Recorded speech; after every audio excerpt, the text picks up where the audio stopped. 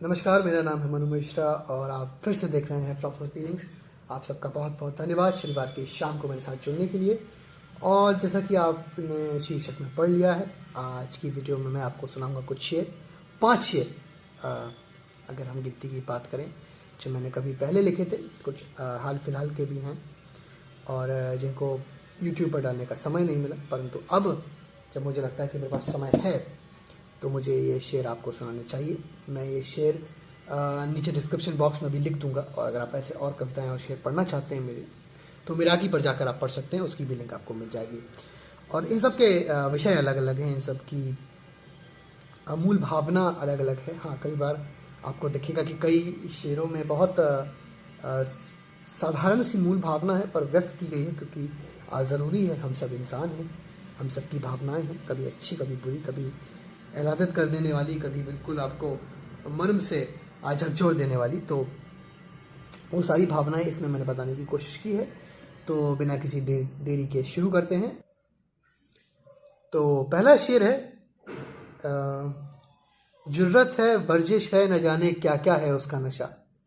जुर्रत है वर्जिश है न जाने क्या क्या है उसका नशा, मैं बदनसीब हूँ जो मुझे होश में रहना है। ये जो शेर है ये बता रहा है कि व्यक्ति किसी से प्रेम करता है, किसी की प्रेम में व्याकुल है, तो प्रेम की क्या क्या भाव हो सकते हैं। ज़रूरत आप जानते हैं, जिसे अंग्रेजी में डेयरिंग भी आप कह सकते हैं। वर्जिश यानी कि कसरत। कसरत का यहाँ पर अर्थ शाब्दिक नहीं है बल्कि भावनात्मक है, जो कि मशक्क़त के लिए प्रयोग किया गया है कि इश्क में आपको मशक्क़त करनी पड़ती है। और न जाने क्या क्या है उसका नशा, जिससे आप प्रेम कर रहे हैं वो एक इंटॉक्सिकेशन है, नशा है आपके लिए, लेकिन आप बदनसीब हैं क्योंकि आपको होश में रहना है, आपको अपनी जिम्मेदारियां पूरी करनी है, आपको कुछ ऐसे काम है जीवन में जो करने हैं, और यदि आप वो नहीं करेंगे तो जीवन आपका अपूर्ण हो जाएगा। तो ये पूर्णता की तरफ बढ़ते हुए उस कवि की वेदना है जो प्रेम से अलग हो चुका है, क्योंकि अगर वो प्रेम के मझधार में फंस जाएगा तो शायद जीवन में जो वो करना चाहता है वो नहीं कर पाएगा। दूसरा शेर है, मेरे हर्फ को मिलेगी कद्र एक अदद कमाई के बाद, और 14वीं की तलब मिर्ज़ा को नसीब थी रसवाई के बाद। दोबारा सुनिएगा कि मेरे हर्फ को मिलेगी कद्र एक अदद कमाई के बाद, 14वीं की तलब नसीब थी मिर्ज़ा को रसवाई के बाद। तो ये रियलाइजेशन है, सेल्फ अवेयर है कवि इसमें। वो कह रहा है कि मेरा हर्फ यानी कि लेटर को मिलेगी कद्र एक अदद कमाई के बाद। आप जानते हैं कि हम जब व्यक्ति बड़ा हो जाता है, सामाजिक पटल पर उसका नाम हो जाता है, तो उसका कहा एक एक शब्द या लिखा एक एक शब्द अति मूल्यवान हो जाता है। तो कवि यहाँ पर अपने आप को पहचानता है, वो जानता है कि जीवन के जिस पड़ाव में वो है वहाँ से शिखर तक पहुँचने के लिए उसको बहुत समय लगेगा। और ये कुछ वैसा ही है जो मिर्ज़ा गालिब, जो शायद उर्दू के सबसे बेहतरीन शायरों में से एक हैं, या किसी भी ज़ुबान के कवियों में सबसे बेहतरीन रहे हैं, सबसे बेहतरीन कवियों में रहे हैं, जिन्होंने अपनी भावनात्मकता से लोगों को प्रेरित किया है। उन्हें भी 14वीं का चांद, अर्थात पूर्णिमा का चांद, इसे आप कहेंगे पूनम से एक दिन पहले का चांद, 14वीं का चांद मिर्ज़ा को नसीब हुआ था एक अदद रुसवाई के बाद। उन्होंने भी काफ़ी संघर्ष किया। इसको समझने के लिए आप मिर्ज़ा गालिब का वो सीरियल देख सकते हैं जिसमें नसीरुद्दीन शाह ने मिर्ज़ा गालिब का रोल प्ले किया था। उससे इस शेर की कहीं ना कहीं पृष्ठभूमि आई है। तो हमें मेहनत करनी है, हमें आगे बढ़ना है, तभी हमारे सपनों को भी हकीकत में बदलने का समय मिलेगा और जो भी हम कहना चाहते हैं उसको एक मूल्य मिलेगा।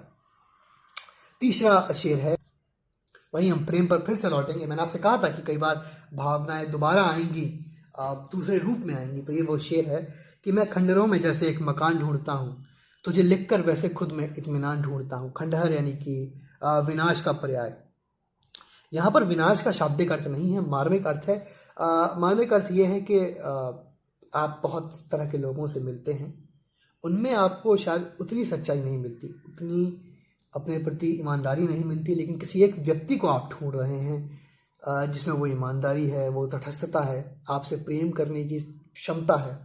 तो आप उस व्यक्ति को ढूंढ रहे हैं। वो ऐसा ही है जैसे खंडहरों में आप एक मकान जिसमें घर होने की क्षमता है उसे ढूंढ रहे हैं, और आप अपने उस व्यक्ति के बारे में जब लिख रहे हैं तो आपको इत्मीनान का सबब प्राप्त होता है। इत्मीनान से आप चीज़ें समझ पाते हैं, क्योंकि उस व्यक्ति की भावना, उस व्यक्ति के गुण आपको उस तरह से प्रेरित कर रहे होते हैं। तो ये तीसरा शेर था, उम्मीद करता हूँ आपको पसंद आया होगा।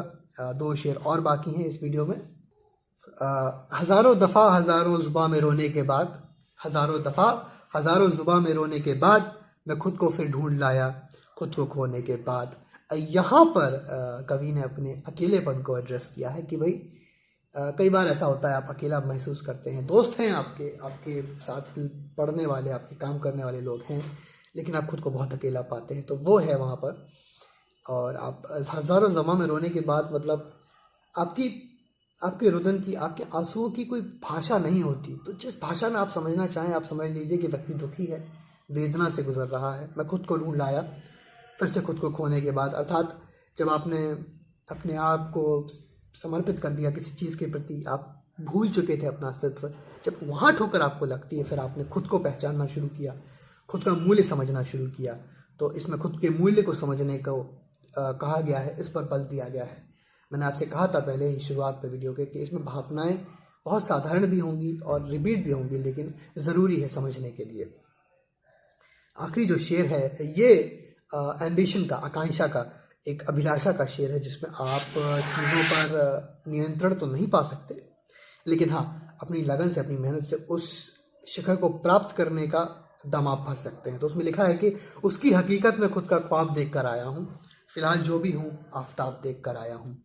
उसकी हकीकत कोई आपका चाहने वाला, कोई अजीज, दोस्त, प्रेमी, कोई घर का सदस्य जब कुछ जीवन में हासिल कर लेता है, आप उसकी कहानी में अपनी कहानी ढूंढने लगते हैं, और आपका जो ख्वाब है वो उसके लिए हकीकत है। तो आपने वो देख लिया है, उससे आपके अंदर एक आशा जागृत हुई कि आप जो भी हैं इस समय, निम्न हैं या संघर्ष कर रहे हैं या सफलता के बिल्कुल करीब भी हैं, जो भी हैं, आप खुद को उगता हुआ सूरज देखते हुए आए हैं, सफलता का वो मुकाम देख के आए हैं, आयाम देख कर आए हैं, उसकी हकीकत में जो फिलहाल आपके लिए ख्वाब है। तो ये वो 5वां शेर था जिसमें आशा, अभिलाषा, आपकी आकांक्षाएं, महत्वाकांक्षाएं, इन सब का जिक्र किया गया है। तो उम्मीद करता हूँ आपको ये शेर पसंद आए होंगे, और यदि आए हैं तो लाइक का बटन दबाइएगा। जैसा कि मैंने कहा, मैं शेरों को नीचे डिस्क्रिप्शन में दे दूंगा, आप पढ़ सकते हैं, और मिराकी पर जाकर आप मेरी और कविताएं भी पढ़ सकते हैं। कमेंट सेक्शन में बताइएगा आपको कैसे लगे ये शेर, और आप किस तरह के और शेर या कविताएं सुनना चाहेंगे। और चैनल को सब्सक्राइब कीजिए अगर आप और ऐसी वीडियोस देखना चाहते हैं। तब तक के लिए अपना ध्यान रखिए, वीकेंड का मज़ा लीजिए और जीवन में खुश रहिए। ईश्वर से मेरी यही प्रार्थना है। Cheers to that.